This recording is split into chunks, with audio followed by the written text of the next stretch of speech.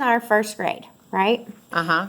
I figured this out by doing this. I looked at these. See this right here? It already does the math for you. This is telling me 12% of our kids are significantly below level. Well, we can't service 15 of them in Tier 3 intervention. I have to find the bottom 5% of my grade level, and those others are going to have to swing up in Tier 2. And then whatever is more than 15%, see, look, we've got 18% sitting here at Tier 2. And I'm sorry, 20, what is this? 49% sitting at Tier 2. We can't service that many. We can't do, who's got all of that extra time? I have to find the 15%. And the rest of those are going to swing into Tier 1 for right now while we work on our core. So what report is that? This is your grade report, because this is the one that we can pull that teachers can't. Okay. Okay. They can pull this for their class, but they can't pull it for the whole grade. Okay. So this is what I did. I'm looking at, this is Tier 3, this is Tier 2, and this is Tier 1.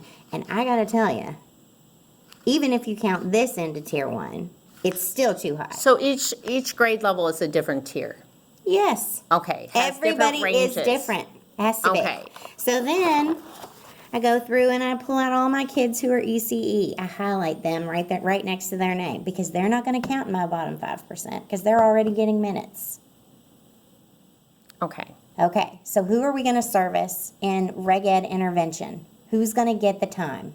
I have to look at what is 5%. What is 5% of 124? About 6 kids. How did you find the 124? Right here. I mean, that's the number of kids in the grade level. Okay, so you do 5% of, Yeah, so I multiply 124 times 0.5, or 0.05.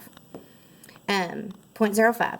And then I just count, that's about 6 kids. So then I count it up. 1, 2, 3, 1, 2, 3, 4, 5, 6. I drew my line. okay. So I counted up. Non-ECE. 1, 2, 3, 4, 5, 6. Right there. And then I drew my line. What percentile range is that? Okay, let me see. Okay. The 12th percentile and lower is my Tier 3 at first grade for reading, because this is just reading. So, see how I did it? So then here's 12th percentile. Okay.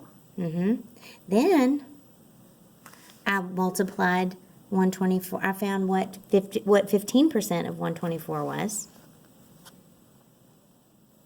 Okay. Then I counted up however many kids that is. 1, 2, 3, non-ECE included. And then I found another line. I may not have drawn it on here, but it ended up being, whatever that was, ended up being the 13th percentile to the 39th percentile. My 15% of my kids, whatever number that was. I think it may have been like 10 kids or something like that. 10 or 15 kids. So then I counted up 15, non-ECE included, or ECE not included, and that ended up being up to the 39th, and then I knew 40% or better was going to have to be Tier 1. That is for the purpose of identifying who gets intervention, who gets that intensive intervention. If you don't have a lot of time and you don't have a lot of people to provide it, you're going to have to be judicious with who gets it. Okay. But what is the true story? What is the true story is your RIT. The true story is, this is the waist trainer. I put the waist trainer on my pyramid. If my pyramid were perfect, this is the number, this is the RIT ranges, or not the percentile ranges they would fall in order for us to service a perfect pyramid, because that's all you've got the time to service Okay. while you fix your core. If you don't fix your core, these RITs, these percentiles are going to get even lower. It's not good. It's not good that 15 kids are falling this low. It should only be 6 kids sitting here out of 124, but it is 15 of them. We had to cut that number by more than half Okay. in order to, does that make sense? Okay, so for math, it's the same thing. There's 124 kids that took it. 19 kids fell in Tier 3. It can only be 5%. That is 15% of our first grade.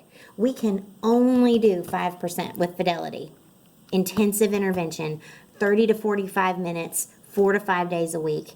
we can't do 19 kids that way. We had to take 6 while we fix core. And then fewer kids will be falling back into these lower tiers. And you do that for every grade level? Every single grade level. And then the second step, and then I conditionally format that. I enter all of those in, conditionally format that, so I know who are, based on what I determined, who are our tier 3 that we're going to service in intervention. Who am I going to write academic support plans for, essentially?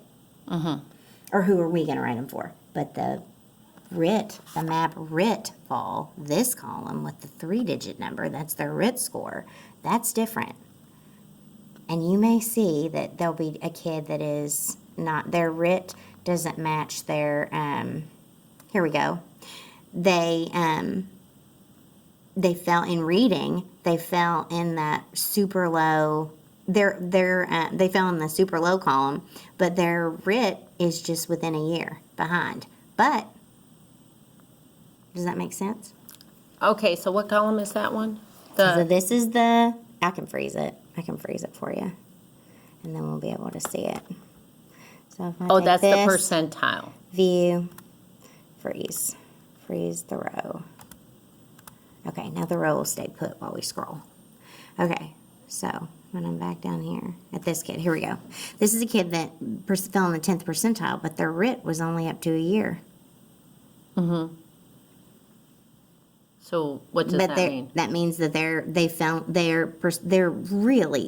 low. I mean, they're a beginning kindergarten is a 141, so they were in a range that they could have been below or on grade level starting kindergarten.